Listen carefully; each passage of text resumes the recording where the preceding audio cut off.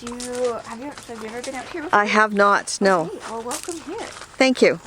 Yeah, so we do all of our own seed production, and then we grow all the plants here as well. So I usually work with about 125 to 150 different species of native plants in a given year. And all of our plants are from Manitoba. So we grow wildflowers, grasses, shrubs, and vines. And all of our original seed sources came from within Manitoba. But now we do most of our own seed production on site, so we're not taking wild resources anymore, we're just adding back. And so the whole back field there is all our seed plots, and then we've got display plantings around the house as well. And so up at the front prairie too, so we've got kind of just different demonstrations of how people can use native plants in landscaping, and you can do it as like a less formal kind of planting where it's more like a naturalized sort of situation, or you can organize them so there's more like sort of like mass plantings. It's a little bit showier and a little bit more sort of a conventional garden but using native plants. So there's lots of different ways to work with them, and they're very practical. There's lots of plants that are great for like really drought tolerant situations, there's lots that are great for shade, there's lots that are great for wet situations, so there's lots of different sort of solutions that can come with just choosing the right species. And native plants are really hardy, they're great, they're well adapted for our for our ecosystem as well as our climate.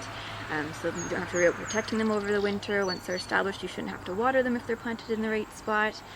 You don't have to fertilize them once they're in the ground and established. And they're just like the best for attracting wildlife. So you get lots of caterpillars and butterflies and birds and bees and all kinds of different insects and pollinators, and there's always something new and exciting to find and see. Good. So yeah, the property was all a hayfield, and the founder of the company, Shirley Freilich, she and her husband moved here in 2005, and so it was just a hayfield. And when they moved here, they built the house and the buildings, and then they got all the native plants going. So this is what we call our front prairie. So this is sort of a demonstration of what you could do sort of as a lawn alternative. So it's way less maintenance, way better for ecological reasons, and it has its own kind of unique beauty to it. And because they're all perennial plants, they come back year after year, and because they're native plants, they all produce viable seeds, and they also offer things like pollen and nectar and fruits and seeds and all these good things that are contributing to supporting other types of wildlife. And it really is quite low maintenance. Like, we do a little bit of hand weeding in here every so often, and we mow it once in the spring just to knock back the growth from last year. So we leave the plants over the summer, leave them standing over the winter, which is one of the great things about perennial plants, and leaving them over the winter is it adds sort of interest to the landscape. You get a little bit more movement and texture, and it's good as well for overwintering birds, because there's often insects that overwinter in the stems, or just kind of down under the grass, and so it offers more feed and food sources for birds and things like that over the winter, as well as better shelter. And it just keeps the landscape more interesting. And then in the spring, once the snow is melted, but before the plants really get growing, we mow it back, just to kind of let the soil warm up and get the plants going again. And that's really it for maintenance. And it's kind of fun to see how the plants move over time. You get new things popping up here and there, and some spread around a bit, and get sort of changing waves of color over the season. So things like Heartleaf Alexander and Golden Alexander are nice and yellow early in the season, and three-flowered avens get like these really cute little pink seed heads in May and June. And then the roses have just finished it up now, but the bergamot's going really good, and the purple prairie clover is really doing great. As we progress later into the season, there's a few other species that are still starting to bloom now, as well as the warm season grasses are going to change color. So there's always this kind of shift of interest and something new and exciting to see and experience. There's so many different textures and smells. It's kind of fun how the smells change through the season too. Like in the spring, you get wild plums, and they're so fragrant, and the roses also they're like the hot summer smell. So it's really good. Some of the plants we didn't plant in here, and just because they exist on the property and because they are producing seed and birds and things are moving them around, they just show up. And it's sometimes neat how the plants really know, sometimes better than we do, where it's going to work for them. So I might not have chosen to plant this big blue stem here, but here it is, and it's really happy. This is actually Manitoba's provincial grass. It's big blue stem. They call it turkey foot grass because it has the seed heads look kind of like a turkey footprint. Oh yeah. Nice. Yeah. And then there's a hummingbird moth, the second that I've seen Yeah. this season. Yeah, the other day I was over in the other garden the other day and they were all over the blue vervain. There's a couple of them just like really hanging out. And we have some pretty special plants too. Like this one here, this is called world milkweed. And so it's a milkweed plant. It's the host plant for monarch butterflies. So we do find caterpillars on them, which is great. They're the caterpillars for monarch butterflies. And this plant is somewhat rare in Manitoba. And our original seed source for this plant came from in Winnipeg. Actually, there was a naturalized area kind of near Pillow Park, and it's now been all paved over. So there's no world milkweed left there. But thankfully, we were able to get some seed before that happened, and we've been able to grow it out and sort of preserve that bit of genetics in that population through growing them out, and we've been able to help other people plant them in their gardens. So it's kind of a powerful thing to participate in conservation. It's kind of a cool grass too. This is called prairie dropseed. Most grasses are not fragrant, but this one does have a fragrance when it's blooming. I don't know if you can smell it today or not, but some people say it smells like cilantro, and some people say it smells like peaches. It's kind of finishing bloom. It's not that smelly. No. And this is our shade house. We do grow some woodland plants as well. So they typically would be found growing in the understory under trees. But because we don't have any trees right here, we've got the shade structure set up because they actually can get sunburnt if they get too much sun. Yeah. Yeah. So there's lots of violets and wild ginger and sarsaparilla and star-flowered Solomon seals. There's wild bloodroot under here as well. The sarsaparilla's kind of gone a little bit crazy and covered it up, but it's under there. These are wild hops.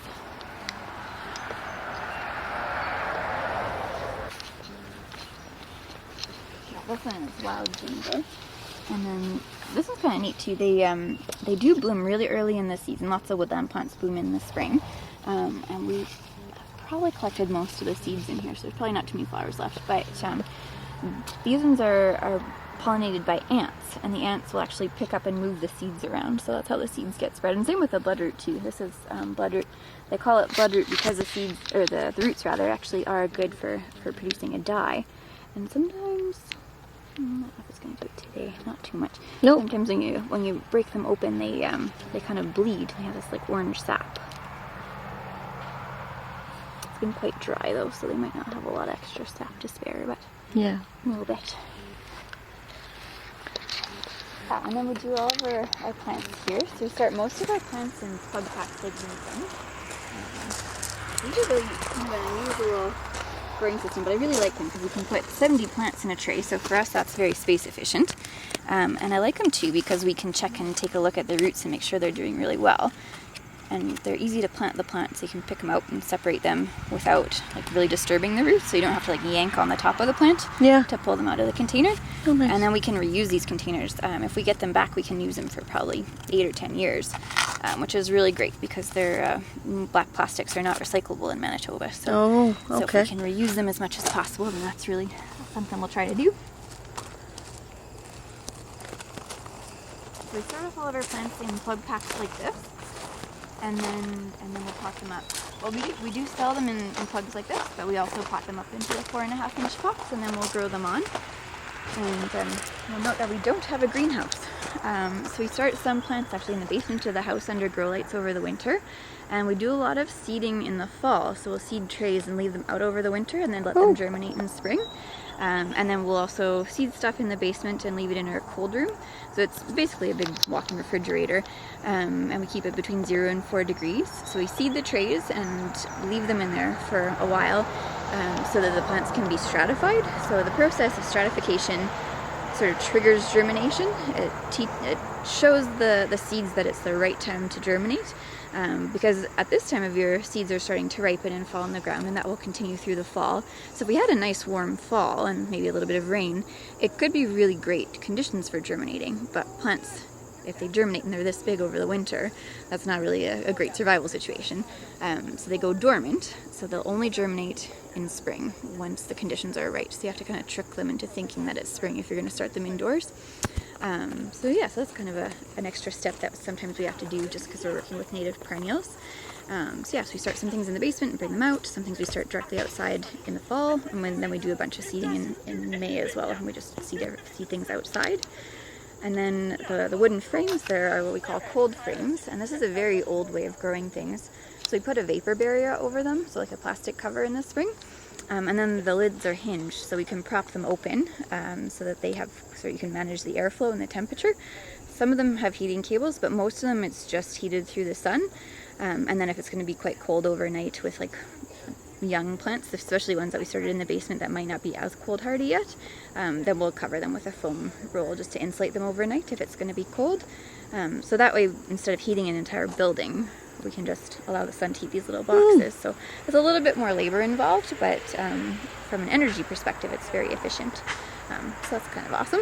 Right. Yeah, and another thing that we do that's a little bit unusual is it's now the end of July, and we're just finishing up potting for the year. So all these plants here were just potted. And so we pot things at this time of year so that they'll continue growing through the fall, and then we'll store them in the containers over the winter. So we leave them out until usually like November, until the pots are frozen through, and then we'll stack them all up and cover them with a big roll of plastic and then a bunch of straw to insulate them, and then more plastic, and then we hope that it snows. And so we leave them in winter storage that way. And then as soon as the snow melts in spring, we'll pull them out of winter storage, and some of them we just put right out on the benches, and then they'll come out of dormancy as they should. They're already hardened off, they're ready to go, they're in tune with the season, so you don't have to worry about frost or anything like that. If they get snowed on, they'll be totally fine. They're ready and adapted for that. And then some of the warm season plants that would usually take a while to get going in the spring just because they like to wait until the soil's fully warmed up before they sprout. So things like milkweed actually is a good example. Those ones we might pop into the cold frames just to speed them up a little bit in spring. Okay. Yeah, so it's kind of a different approach to growing, but there's a lot of practicalities. Yes, yeah. So what would somebody plant in the fall? What would you plant this time of year?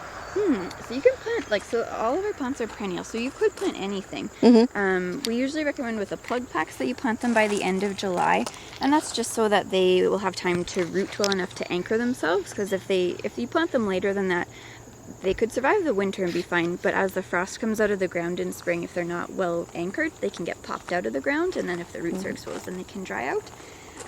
So the plugs you kind of want to get in usually by the end of July, but the 4.5-inch pots, they're a bit bigger and they've got more of a root mass to them already. So those ones you can plant anytime up until the ground freezes. And fall is actually quite a practical time for planting, because then you don't have to worry about things getting too dry in the heat of the summer, and then they're like all ready to go in the ground. And the ground retains quite a bit of heat even late into the fall, so although they might not be growing super actively, they can continue to root into the fall, and that gives them a head start for next spring. Let me go out to the back field. This is where we do all of our seed production. Okay. And I'll jump in if you have any questions. There's kind of a few things happening in the back field here. So our primary function here is for seed production. So we've got plots of all the different plants that we grow, or most of them anyways.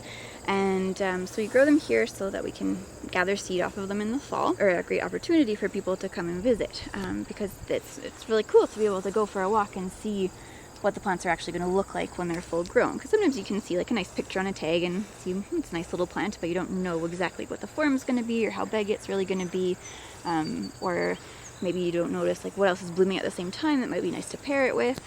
So it's kind of nice to be able to get to have more familiarity with the plants in a mature situation. So that's kind of a cool thing to be able to do as well. And it's fun to explore. Like, there's so many cool plants that grow in Manitoba. Like, this is a cool example. This is a turtle head. So it's a little bit like a snapdragon. You can pinch the corners of your mouth and make them talk. Oh. And these ones are pollinated often by bumblebees, which is very fun to watch. If we get any cooperative bees to observe, that would be handy. Because the bees will crawl, they'll force their way in and they'll crawl right into the flower. And it looks like the turtle is eating the bee, but really the bee is gathering food from the turtle. So it's kind of fun. The Culver's root here. In a wetter year, they'd be a foot taller easily. And the bumblebees love them. It is hard to say, they're just starting to bloom. They're called narrow-leaf sunflower, and they are a sunflower. They're just starting, and a lot of native sunflowers have kind of like a chocolatey smell to them, which is very cool. And these ones, so the whole row is just going to be full of yellow flowers, and the goldfinches go nuts, and so they'll just flock to the row. And it's kind of like, goldfinches are so bright and showy. I remember thinking once, like, how do you survive in nature? Like, you are not camouflaged at all. You're just like so bright. But then when you see them when they're probably the most distracted and most vulnerable amongst the flowers, then that's when they're camouflaged. So it kind of all makes sense.